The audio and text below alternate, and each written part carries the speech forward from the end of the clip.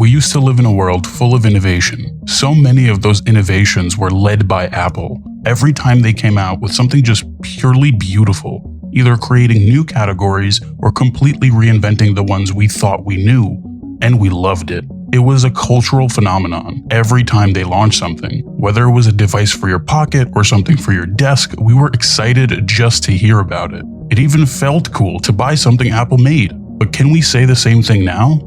This is the story of two Apples, one led by a creative maniac who believed in changing the world through design, and the other, well, we'll get there. We're going to take a look at how these two versions of Apple stood up against the competition of their time, historic Apple and modern Apple. What were the cultural impacts? How did the product launches hit? And most of all, were the products any good? And that starts with the black turtleneck goblin assassin himself, Steve Jobs, the man who made Apple into a rock star among jesters in the tech industry. In a time when tech was still taboo to most, filled with suits, accountants, and boardroom androids, Jobs was the first to introduce a love for technology that transcended rank and role. He welcomed people in. He made them feel like tech wasn't just for business majors and network admins. It was for everyone. The Think Different campaign wasn't just a play, it was a brand manifesto. It told you exactly who Apple was for the misfits, the rebels, the creatives. And that ad shaped everything Apple would become. The belief that your computer could also reflect your personality. So let's talk about the icons that made Apple famous. The iPod, the iPhone, iPad, and the platforms that held them together, the iTunes and app stores. Each one didn't just change tech, it rewired what people expected from a device and technology altogether. One of the first cultural changing products Jobs released was the iPod. Before it, music was physical. You had a CD player and a CD folder, and you burned music from your computer onto the CD. So many youngins listening probably have no idea what the fuck I'm talking about, but compared to today's music apps like Spotify, these were struggle times. You had to project manage your own music. Having to choose which CDs you would bring based on limited space in your CD holder, this was a real issue. Music was portable technically, but it was inconvenient, clunky, and limited. Then the iPod released, and suddenly CDs were a thing of the past. While the iPod wasn't the first MP3 player, it was one of the first that didn't feel like a punishment, and that clicky scroll wheel. So good. Clicky sound porn aside though, the iPod did something crazy for the time. It let you have 1,000 songs. Now that might sound silly in retrospect, considering we have thousands of songs in any playlist we want today, but back then, oh boy. No more shuffling through CDs, wondering where the favorite mix of yours was in the CD holder, or maybe you lent it to your friend. This was truly groundbreaking for the time. It was audacious. And suddenly the category of music players and music itself as an industry was changed forever. You had your entire music identity in your genes now. You could listen to anything you wanted at any time. But the monumental release was only a piece of the iPod's greatness. It was the earbuds too. Those seemingly uninspired white earbuds became their own cultural icon. Slowly but surely you saw them everywhere. On the subway, in class, walking down the street. They stood out with their stark white color, even becoming their own ad campaign. From the massive success of the iPod, Steve Jobs became more than just a CEO. He was now a prophet, a man with a vision and a track record of knowing what we wanted before we even did. The iPod didn't just make Apple rich, it made them relevant. In culture and globally, even more than their computers did. And Jobs, he rode that wave straight into his next act. If the iPod was a spectacular product, then his next move was a paradigm shift in technology itself. The iPhone. And yeah, we all know it now. It's your phone, it's your camera, it's your flashlight, it's your dating life, it's your wallet. It's everything to us. But back then, phones were chaotic. You had Nokias built like bricks. They were fine for calls and texting, but clearly more of a self-defense weapon than a modern piece of technology. You could fall off a building, not be sure if you survived, but feel damn confident your Nokia did. Then there were the flip phones, like Razrs, with their 5-megapixel cameras that definitely inspired Minecraft graphics today. Or Blackberries with keyboards so tiny you need little baby fingies to type. And of course, the Sidekick, a phone that flipped open like it was designed by NASA. Where I'm from, if you didn't have one of those, you couldn't be cool. End of story. Ask me how I know. Smartphones technically existed, but they were awkward. Nobody really loved their phone back then, you just kind of tolerated it. It was a utility, a tool, but that's it. And that's exactly what Steve Jobs set out to change forever. What he showed the world was that a phone didn't have to be a tool. It could be full of possibility at the tip of your fingers. A screen, one button, no keyboards, no stylus. Jobs looked like a wizard on stage, trying to sell you magic that didn't even exist yet, so of course people were skeptical. Maybe Apple had staged the whole thing, that the touchscreen couldn't possibly work that smoothly. And funny enough, they were almost right. Years later, Steve Wozniak, the number 2 guy at Apple, would admit that the demo was hanging on for dear life. The software basically wasn't ready for the keynote, but Jobs wanted to present it anyway. And when the iPhone actually shipped to customers, it actually worked. Just like he promised. He sold you magic and he delivered on it. Just like the iPod, the iPhone wasn't just a better device. It was a new device for how technology could feel. And overnight again, Steve Jobs launched another category killer, making everything look instantly obsolete. By this point, you see the pattern. Every launch redefined a category or straight up vaporized the competition. So if anyone still had doubts about Jobs by the time of the iPod, the iPhone erased those doubts completely. Now we could spend an hour cataloging everything Jobs did, but for the sake of time, here are 2 other examples of how Apple became unstoppable: the iPad and the App Store. Let's start with the iPad. This was a better version of every tablet on the market, during a time when tablets weren't really mainstream yet because there was no category. It was a niche tech product rarely spoken about. Sure, large rectangular devices existed, but nothing as thoughtful as the iPad. So Steve Jobs, in many ways, created the tablet market itself through Apple. At the time, most people had a phone, a laptop, or a desktop. That was it. There was no middle device. Jobs saw that gap, and he believed there should be a middle ground, a device that was portable, playable, but still powerful. And once again, Steve Jobs was right. While the iPad didn't feel necessary at first, within a year it was everywhere too. From kids using it for games, to homes using it as monitors, to your grandma using it for her Facebook time.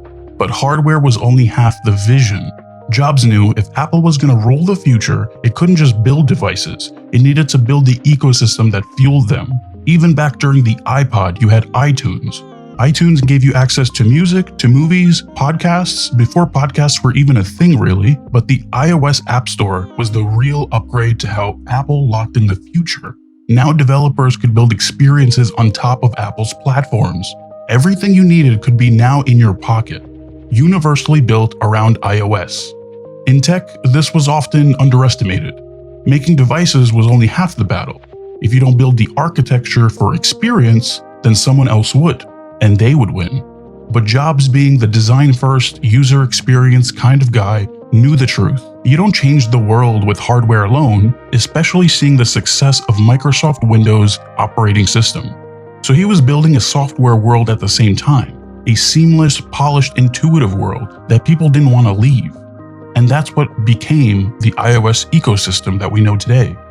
A legacy of category-defining product after product, sometimes killing what came before altogether or inventing something entirely new, but always with a sense of Apple magic. A genuine feeling, a philosophy that tech could be beautiful, creative, and fundamentally human. Without Steve Jobs, Apple simply would not be Apple today. He shaped not just the company, but the culture around it. From the devices, to the design language, the ecosystem, and the grand mythos of Apple itself now. But that era came to an end, sadly. In 2011, Jobs passed away, and Apple, for the first time in a generation, had to figure out how to move forward without the person that gave it its soul. So now, let's take a look at Apple of today. Modern Apple. Tim Cook Apple. A company that still dominates headlines, still pulls massive profits, still controlling the most valuable ecosystem on Earth, arguably. But when it comes to innovation, to magic, to that soul, well, let's just say the modern Apple plays by a different set of rules. A change in leadership can be a gift or a curse. And for a company like Apple, a company that built its entire identity on creativity, on vision, and brand storytelling, the choice of who leads matters. When you hand the reins to someone who's not a creative, not a designer, not a product visionary, but just an operator, what kind of Apple do you end up with? To understand the shift from historic Apple to modern Apple, we need to start with the crown jewel, the iPhone. Let's take a look at what happened to iPhones since Tim Cook, Steve Jobs' successor, took over. First, the short version. It got bigger, then smaller, then rounder, then flatter, then glossier, then matte, and now it's titanium. That was a decade of updates on the iPhone. But seriously, Every year, it's a slightly new bezel, a slightly different camera bump, it's either a new cable or no cable at all, and maybe there's a new chip in it for us that's 14% faster on some benchmark no one cares about. yay. And if we're lucky, a new color. Ooh. At this point, iPhone keynotes feel like they were written by AI, trained on decades of boring keynotes from other businesses. Introducing our most advanced iPhone ever. Wow. This year, we've made the camera even better. Right. And now we finally adopted USB-C.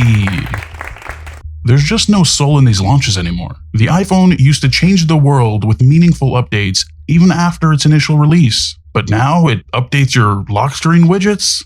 Okay. And maybe we're being a little harsh on Tim, because it's not his fault. Maybe it's unfair to expect anyone to fill Steve Jobs' shoes, because the age of technology Jobs worked in has evolved. He was the perfect person for a very specific moment in history, when modern tech was still in its infancy compared to now, when you can break and create categories more easily. Even if Tim Cook was the same creative savant Jobs was, he wouldn't have the same opportunities. But still, something is missing. It's not that the iPhone is bad, it's still one of the best phones on the market. Roughly 40% of Americans use one, but best isn't the point here. This is about innovation. And instead of a bold move, you get polished marketing campaigns about changing your icon colors. I mean, seriously, that's the state of innovation at Apple today. But if we're being fair, not everything Tim Cook did was empty calories either. Under his leadership, Apple pulled off something technically impressive. They started making their own chips. Not just for the iPhone, but for AirPods, Macs, iPads, everything. Apple Silicon. The whole ecosystem now powered in-house. And that's not just a side quest, it was a massive shift. For decades, Apple decided to rely on Motorola, IBM, Samsung, Intel, and Qualcomm for chips across all of their devices.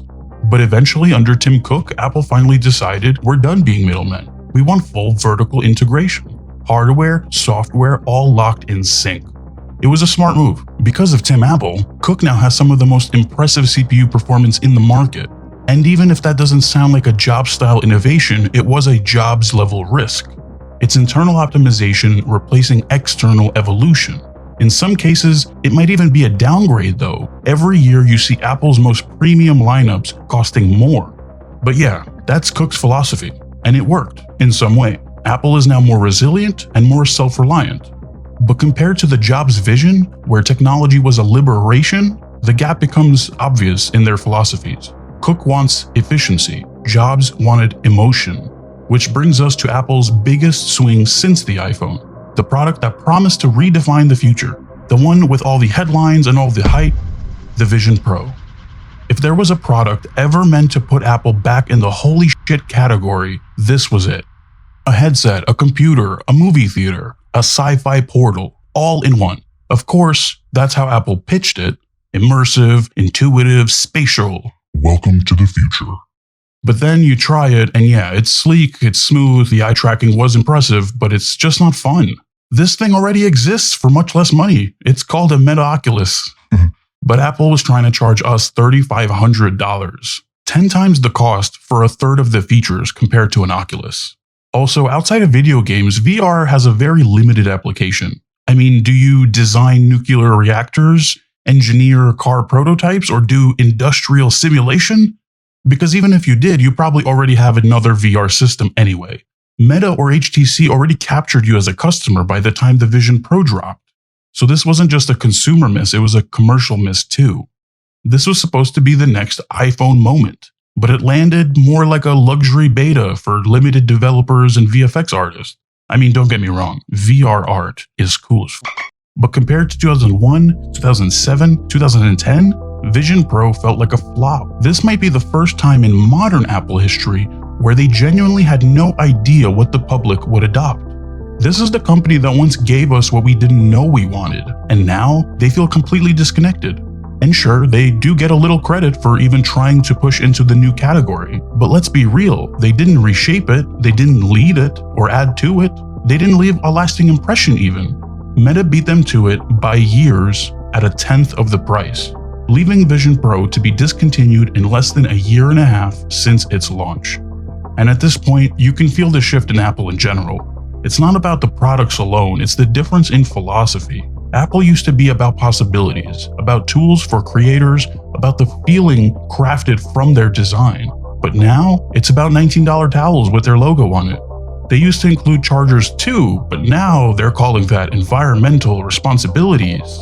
They used to design for people. Now they design to upsell you.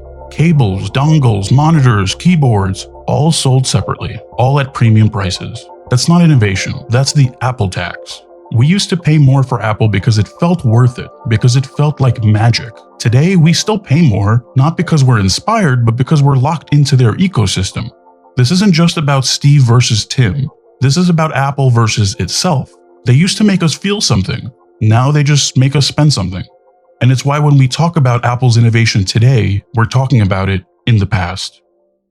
Apple didn't just create some of the greatest products in tech history, they built culture itself. They had a specific taste, and everyone in this country and the world felt that and loved it. That's what created the phenomenon that was Apple. But so much of that feeling is gone today. If they're ever going to resurrect their soul, they can't keep thinking about supply chains and incremental upgrades forever. You can't keynote your way out of mediocrity. I'm sure they're still going to approach every marketing campaign with their usual polish. I just wish they had that same philosophy when it came to the products themselves. Sure, some modern releases are technically impressive. Creating your own chipset from the ground up isn't easy, but you're still better off with a Windows computer if you care about value or raw performance. Or the Vision Pro, again, not easy to build something from nothing, but what difference does it make if the actual experience is worse than what's already out there? They're clearly investing in different areas. I just wish they'd invest more in the past ethos of user experience and design first. You don't change the world with increments. Those people that are crazy enough to think they can change the world. Right now, Apple's future just feels cold. Still profitable and precise, but ultimately cold. This is the company that once taught us to think different, and now they themselves have forgotten how to. Apple might still be winning. It might still be one of the most profitable companies in the world for years to come. But for the people who grew up with it, believing in it, who thought Apple stood for something, I'm afraid that Apple is already good and gone. What do you think though? Could Apple ever return to its former glory? I've been your host, Bugsy. Thanks for watching Business Goblin.